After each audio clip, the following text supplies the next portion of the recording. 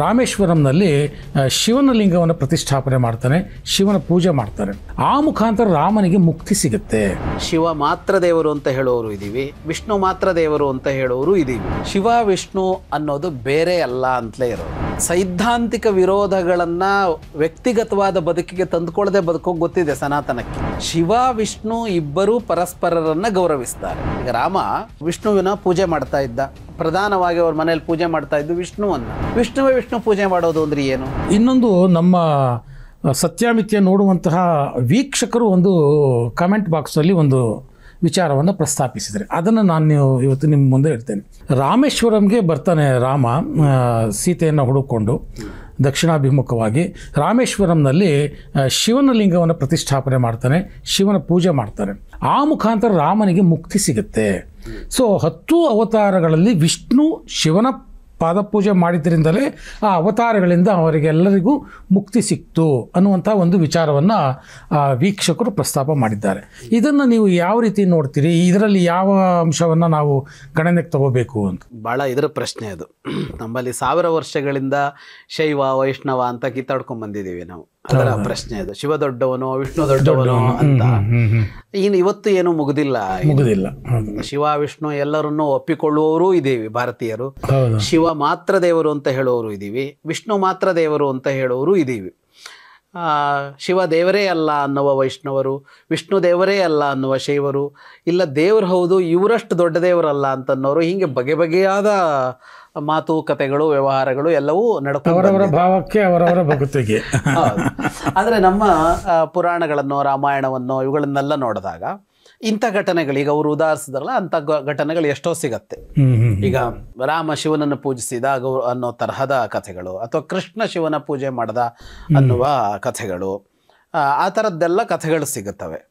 ಹಾಗೇನೆ ಶಿವ ವಿಷ್ಣುವನ್ನು ಗೌರವಿಸಿದ ಅನ್ನೋ ಕಥೆಗಳು, ಪೂಜಿಸಿದ ಅನ್ನೋ ಕಥೆಗಳು ಸಿಗುತ್ತವೆ. ರಿವರ್ಸ್ ಸಿಗತ್ತೆ, ಅದು ಸಿಗತ್ತೆ. ಈಗ ವಿಷ್ಣು ಸಹಸ್ರನಾಮದ ಇದರಲ್ಲಿ ವಿಷ್ಣು ಸಹಸ್ರನಾಮದ ಕೊನೆಯಲ್ಲಿ ಒಂದು ಶ್ಲೋಕ ಹೇಳ್ತಾರೆ, ರಾಮನಾಮ ಸ್ಮರಣೆ ಮಾಡಿದ್ರೆ ಅದು ವಿಷ್ಣು ಸಹಸ್ರನಾಮದ ಮಹತ್ವ ಇದೆ ಅದಕ್ಕೆ ಅಂತ.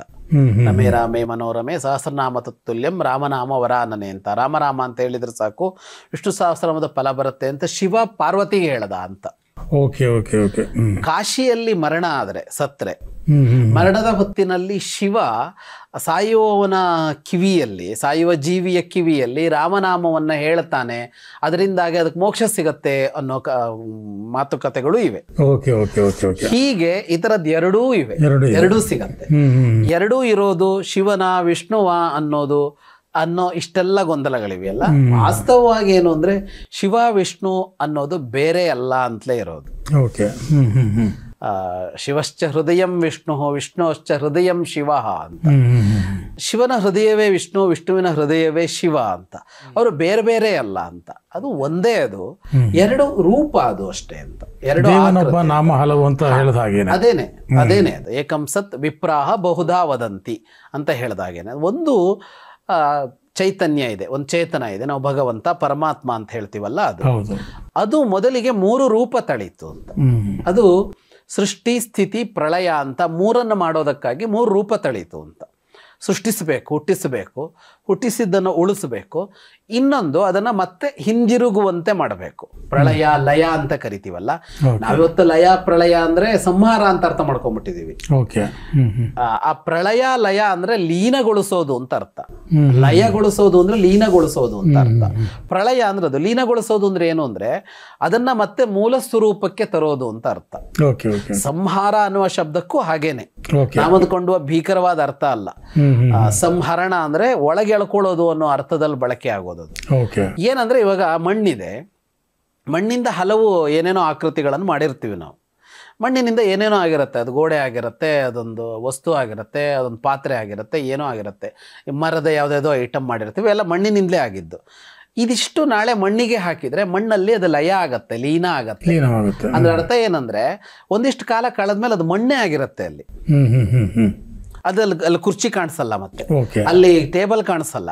ಅದೇ ಪ್ಲಾಸ್ಟಿಕ್ಕಿಗೆ ಹೇಳ್ತೀವಲ್ಲ, ಅದು ಬೇಗ ಹಾಗೆ ಉಳ್ಕೊಳ್ಳುತ್ತೆ ಅನ್ನೋದು ಸಮಸ್ಯೆ ಆಗಿದೆ. ಹೌದು. ಅಂದ್ರೆ ಮಣ್ಣಿನಿಂದ ಯಾವುದೆಲ್ಲ ತಯಾರಾಯಿತೋ ಅದು ಮಣ್ಣಿನಲ್ಲಿ ಲಯವಾಯಿತು, ಮಣ್ಣಿನಲ್ಲಿ ಲೀನ ಆಯಿತು ಅಂದ್ರೆ ಒಂದು ಮೂಲ ಸ್ವರೂಪಕ್ಕೆ ಬಂತು ಅಂತ. ಇದನ್ನ ಮಾಡೋದು ಪ್ರಳಯ.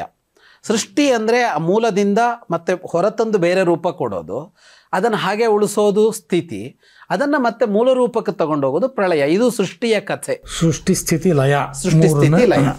ಈ ಮೂರನ್ನ ಮಾಡೋದಕ್ಕೆ ಪರಮಾತ್ಮ 3 ರೂಪ ತಳೆದ ಅಂತ. ಅದೇನೆ ಬ್ರಹ್ಮ ವಿಷ್ಣು ಮಹೇಶ್ವರ ಅಂತ. ಒಬ್ಬ ಸೃಷ್ಟಿಕರ್ತ, ಒಬ್ಬ ಸ್ಥಿತಿಕರ್ತ, ಒಬ್ಬ ಲಯಕರ್ತ. ಅಂದ್ರೆ ಉಳಿಸೋದು, ಹಾಗೆ ಇದು ಹುಟ್ಟಿಸೋದು, ಉಳಿಸೋದು ಮತ್ತು ಲೀನಗೊಳಿಸಿಕೊಳ್ಳೋದು, ಈ 3 ಅಂತ. ಈ ಮೂಲಕ್ಕೆ 3 ರೂಪ, 3 ಆಕಾರ, ಹೀಗೆ ಇರೋದದು. ಹಾಗಾಗಿ ಇಲ್ಲಿ ಶಿವ ವಿಷ್ಣು ಇದೆಲ್ಲ ಬೇರೆ ಬೇರೆ ಅನ್ನೋದು ಸನಾತನದ ಮೂಲ ಆಶಯ ಏನೂ ಅಲ್ಲ. ಇವೆಲ್ಲವೂ ಒಂದೇ ಅಂತಲೇ. ಇಲ್ಲಿ ನಮ್ಮಲ್ಲಿ ಶೈವ ವೈಷ್ಣವ ಅಂತ ಹೇಳುವಾಗಲೂ ಇದನ್ನ ಮೂಲದಲ್ಲಿ ಇದು ಬೇರೆಯೇ ಅಂತ ಎಲ್ಲರೂ ಹೇಳ್ತಾರೆ ಅಂತೇನೂ ಅಲ್ಲ. ಕೆಲ ಇತಿಹಾಸಕಾರರಂತೂ ಶೈವರು ವೈಷ್ಣವರ ಮೇಲೆ ದಂಡೆತ್ತಿ ಹೋದ್ರು, ವೈಷ್ಣವರು ಶೈವರ ಮೇಲೆ ದಂಡೆತ್ತಿ ಹೋದ್ರು, ಈ ಥರ ಎಲ್ಲ ಇತಿಹಾಸದಲ್ಲಿ ಬರ್ಕೊಂಡು ಬಂದಿದ್ದಾರೆ. ಅಲ್ಪ ಸ್ವಲ್ಪ ಮಾಡಿರೋದು ಹೌದು ಇವರು. ನೇರ ಹೊರಗಡೆ ಬಂದು ದಾಳಿ ಮಾಡಿದ ಆಕ್ರಮಣ ಅನ್ನೋದು ಕಡಿಮೆ ಆದ್ರೂ ಒಂದಿಷ್ಟು ಶಿವಶ್ರೇಷ್ಠ ಅನ್ನೋದಕ್ಕಾಗಿ ಶಿವನ ಪಾರಮ್ಯವನ್ನ ಎತ್ತರಿಸೋದಕ್ಕೆ ಪ್ರಯತ್ನ ಪಡೋದು, ವಿಷ್ಣು ಪಾರಮ್ಯವನ್ನ ಎತ್ತರಿಸೋದಕ್ಕೆ ಪ್ರಯತ್ನ ಪಡೋದು, ಶಿವ ಭಕ್ತರನ್ನ ಕನಿಷ್ಠವಾಗಿ ನೋಡೋದು, ವಿಷ್ಣು ಭಕ್ತರನ್ನ ಕನಿಷ್ಠವಾಗಿ ನೋಡೋದು ಅನ್ನೋದೆಲ್ಲ ಅಲ್ಪ ಸ್ವಲ್ಪ ನಡೆದಿದೆ. ಆದ್ರೆ ಇವ್ರು ಹೇಳೋಷ್ಟೆಲ್ಲ ಹೊಡ್ಕೊಂಡಲ್ಲ ಸತ್ತಿಲ್ಲ. ಆದ್ರೆ ನಮ್ಮಲ್ಲಿ ಹೇಗೆ ಅಂದ್ರೆ ಸೈದ್ಧಾಂತಿಕ ವಿರೋಧಗಳನ್ನ ವ್ಯಕ್ತಿಗತವಾದ ಬದುಕಿಗೆ ತಂದುಕೊಳ್ಳದೆ ಬದುಕೋಕೆ ಗೊತ್ತಿದೆ ಸನಾತನಕ್ಕೆ. ಹೌದು ಹೌದು, ಕರೆಕ್ಟ್. ಎಷ್ಟೇ ಸೈದ್ಧಾಂತಿಕ ಭಿನ್ನತೆ ಇರ್ಬೋದು, ಈಗಲೂ ಇದೆ ಬೇಕಾದಷ್ಟು. ದ್ವೈತ, ಅದ್ವೈತ, ವಿಶಿಷ್ಟಾದ್ವೈತ, ಶಕ್ತಿ ವಿಶಿಷ್ಟಾದ್ವೈತ, ಇಷ್ಟು ತರಹದಲ್ಲಿ ಸಿದ್ಧಾಂತದಲ್ಲಿ ಭಿನ್ನತೆ ಇರ್ಬೋದು, ತತ್ವದಲ್ಲಿ ಭಿನ್ನತೆ ಇರ್ಬೋದು, ಆದರೆ ಬದುಕು ಒಂದೇ ತರಹ. ಹಾಗಾಗಿ ಹಾಗೆಲ್ಲ ದಂಡೆತ್ತಿ ಹೋಗುವಷ್ಟೆಲ್ಲ ಮಾಡ್ಕೊಂಡಿಲ್ಲ. ವಿರೋಧವನ್ನು ಗೌರವಿಸಿಕೊಂಡೇ ಜೊತೆಯಲ್ಲೇ ಬದುಕುವಂತ ಒಂದು ಹಾದಿ. ಆ ಪಕ್ಕದ ಮನೇಲಿ ಅವನಿರ್ತಾನೆ, ಈ ಕಡೆ ಮನೇಲಿ ಇವನಿರ್ತಾನೆ, ಅವನ್ ಮಾಡ್ಕೊಳ್ತಾನೆ, ಇವನಿಂದ ಮಾಡ್ಕೊಳ್ತಾನೆ ಅಂತ. ಆದರೆ ಈ ಶಿವ ವಿಷ್ಣು ಅಂತ ಅನ್ನುವಾಗ ಒಂದು ಸ್ವಲ್ಪ ಮಟ್ಟಿಗೆ ಇವನು ಅವನಿಗಿನ್ ಚಿಕ್ಕವನು, ಇವನು ಅವನಿಗಿನ್ ಸಣ್ಣವನು ಅಂತ ಮಾಡೋಕೆ ಹೊರಟಿರೋದೆಲ್ಲ ಇದೆ. ಹಾಗಾಗಿ ಇಲ್ಲಿ ಈ ಪ್ರಶ್ನೆ ಕೇಳುವಾಗ ಶಿವ ವಿಷ್ಣು ಇಬ್ಬರೂ ಪರಸ್ಪರರನ್ನ ಗೌರವಿಸ್ತಾರೆ. ಶಿವ ವಿಷ್ಣುವನ್ನು ಪೂಜಿಸ್ತಾನೆ, ವಿಷ್ಣು ಶಿವನನ್ನು ಪೂಜಿಸ್ತಾನೆ. ಇದು ಆಯಾ ಸನ್ನಿವೇಶ, ಸಂದರ್ಭ, ಅದಕ್ಕೆ ಸಂಬಂಧಪಟ್ಟಂತೆ ಏನೋ ಒಂದು ನಡೆಯುತ್ತೆ. ಯಾವಾಗಲೂ ಒಂದ್ಸಲ ವಿಷ್ಣು ಶಿವನಿಗೆ ಅಸಿಸ್ಟೆಂಟ್ ಆಗಿರ್ತಾನೆ, ಯಾವಾಗಲೂ ಒಂದ್ಸಲ ಶಿವ ವಿಷ್ಣುವಿಗೆ ಅಸಿಸ್ಟೆಂಟ್ ಆಗಿರ್ತಾನೆ. ಯಾವುದೋ ತ್ರಿಪುರ ದಹನ ಅಂತ ಬಂದಾಗ ಶಿವ ಪ್ರಮುಖವಾಗಿ ಕಾಣಿಸ್ಕೊಳ್ತಾನೆ, ಬ್ರಹ್ಮ ವಿಷ್ಣು ಎಲ್ಲ ಅವನ ಜೊತೆಗೆ ಹೋಗ್ತಾರೆ ಅಂತ ಬರುತ್ತೆ. ಇಂಥದ್ದು ಬೇಕಷ್ಟಿದೆ. ಅದರಲ್ಲಿ ಯಾರು ಚಿಕ್ಕವರು ಯಾರು ದೊಡ್ಡವರು ಅಲ್ಲ, ಯಾಕೆಂದ್ರೆ ಇಬ್ರು ಒಂದೇ. ಇಬ್ರು ಒಂದೇ. ಅದನ್ನು ಮಾಡುವಾಗ ಅವನು ಮುಂಚೂಣಿಯಲ್ಲಿರ್ತಾನೆ. ಹಾಗೆ ಅಷ್ಟೇ ಬಿಟ್ರೆ ಈ ಶೈವ ವೈಷ್ಣವ ಅನ್ನೋದ್ರಲ್ಲಿ ಇದಕ್ಕಿಂತ ಬೇರೆ ಹುರುಳೇನೂ ಇಲ್ಲ. ಹಾಗಾಗಿ ರಾಮ ಅಂತ ಬಂದಾಗ, ಕೃಷ್ಣ ಅಂತ ಬಂದಾಗ ಅವರು ಶಿವನ ಪೂಜಿಸ್ತಾರೆ ಅಂದ್ರೆ ಶಿವನ ಪೂಜಿಸ್ತಾರೆ, ಅವರು ವಿಷ್ಣುವನ್ನು ಪೂಜಿಸ್ತಾರೆ ಅವರು. ಅವಾಗ ಈಗ ರಾಮ ವಿಷ್ಣುವಿನ ಪೂಜೆ ಮಾಡ್ತಾ ಇದ್ದ. ಪ್ರಧಾನವಾಗಿ ಅವ್ರ ಮನೇಲಿ ಪೂಜೆ ಮಾಡ್ತಾ ಇದ್ದು ವಿಷ್ಣುವನ್ನ. ಆ ವಿಷ್ಣು ಮೂರ್ತಿಯನ್ನ ಕೊನೆಗೆ ರಾಮ ನಿರ್ಯಾಣ ಆಗಿ ಅವನ ಅವತಾರ ಪರಿಸಮಾಪ್ತಿ ಮಾಡುವಾಗ ತಾನು ಪೂಜೆ ಮಾಡ್ತಾ ಇದ್ದ ವಿಷ್ಣುವಿನ ಮೂರ್ತಿಯನ್ನ ವಿಭೀಷಣನಿಗೆ ಕೊಟ್ಟ ಅಂತ ರಾಮಾಯಣ ಹೇಳುತ್ತೆ. ಅದರ ಪೂಜೆಯನ್ನು ವಿಭೀಷಣ ಮುಂದುವರ್ಸ್ಕೊಂಡು ಹೋದ ಅಂತ. ವಿಷ್ಣು ಪೂಜೆ ಮಾಡೋದು ಅಂದ್ರೆ ಏನು? ಹೌದು ಅಲ್ವಾ? ಅಂದ್ರೆ ಮನುಷ್ಯನಾಗಿ ಹುಟ್ಟಿದಾಗ ಅವ್ರು ಮನುಷ್ಯರ ತರನೇ ಇರ್ತಾರೆ.